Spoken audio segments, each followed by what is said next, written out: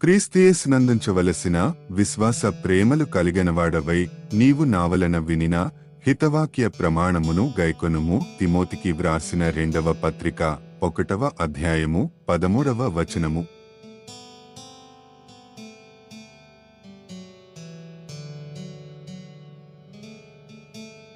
క్రీస్తుయేసునందుంచవలసిన విశ్వాస ప్రేమలు కలిగినవాడవై నీవు నావలన వినిన హితవాక్య ప్రమాణమును గైకొనుము. తిమోతికి వ్రాసిన 2వ పత్రిక 1వ అధ్యాయము 13వ వచనము.